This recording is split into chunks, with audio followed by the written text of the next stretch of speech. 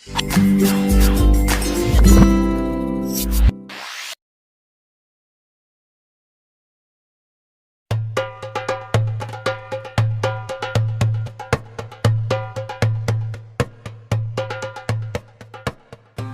itu, Rasulullah dengan suara terbata memberikan petuah. Wahai umatku, kita semua ada dalam kekuasaan Allah dan cinta kasih-Nya. Maka taati dan bertakwalah kepadanya. Kuwariskan dua hal pada kalian, yaitu sunnah dan Al-Quran. Barang siapa mencintai sunnahku, berarti mencintai aku, dan kelak orang-orang yang mencintaiku akan bersama-sama masuk surga bersamaku. Khutbah singkat itu diakhiri dengan pandangan mata Rasulullah yang teduh menatap sahabatnya satu persatu. Abu Bakar menatap mata itu dengan berkaca-kaca. Umar tidak dapat menahan napas dan tangisnya. Utsman menghela napas panjang dan Ali menundukkan kepalanya dalam-dalam. Tanda-tanda itu semakin kuat tatkala Ali dan Fadal dengan sigap menangkap Rasulullah yang limbung saat turun dari mimbar. Matahari kian tinggi, tapi pintu rumah Rasulullah masih tertutup.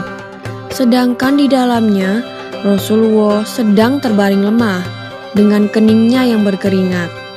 Tiba-tiba, dari luar pintu terdengar seseorang yang berseru mengucapkan salam. "Bolehkah saya masuk?" tanyanya. Tapi Fatimah tidak mengizinkannya masuk. "Maafkanlah, ayahku sedang demam," kata Fatimah yang membalikkan badan dan menutup pintu. Kemudian ia kembali menemani ayahnya yang ternyata sudah membuka mata dan bertanya pada Fatimah, "Siapa itu, wahai anakku?" "Tak tahulah ayah. Sepertinya baru sekali ini aku melihatnya," tutur Fatimah secara lembut.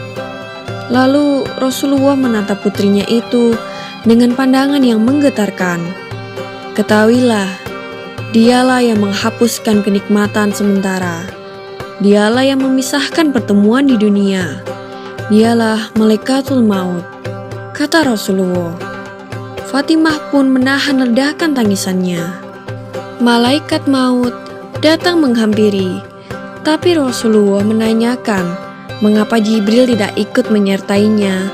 Kemudian dipanggillah Jibril, yang sebelumnya sudah bersiap di atas langit dunia menyambut ruh kekasih Allah dan penghulu dunia ini.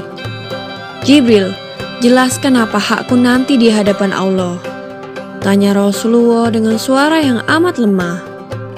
"Pintu-pintu langit telah terbuka. Para malaikat telah menanti rohmu.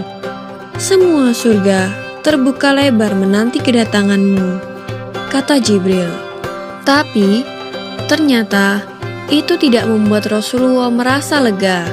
Matanya masih penuh dengan kecemasan. "Tidak senangkah engkau mendengar kabar ini, ya Rasulullah?" tanya Jibril lagi.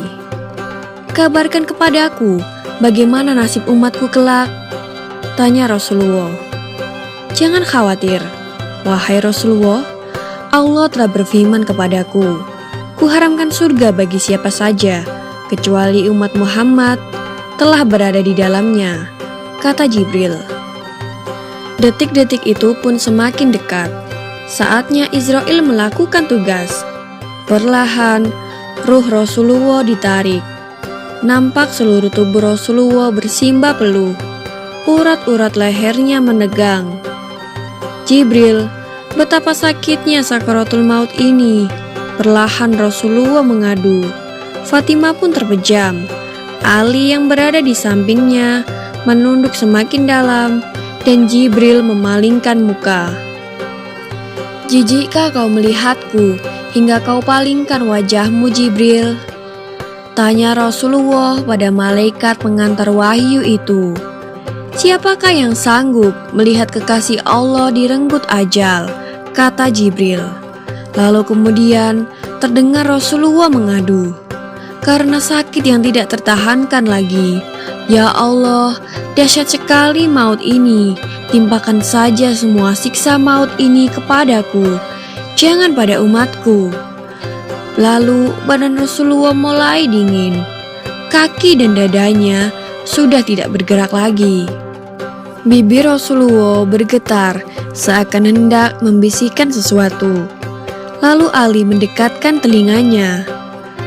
Peliharalah sholat dan peliharalah orang-orang lemah di sekitarmu.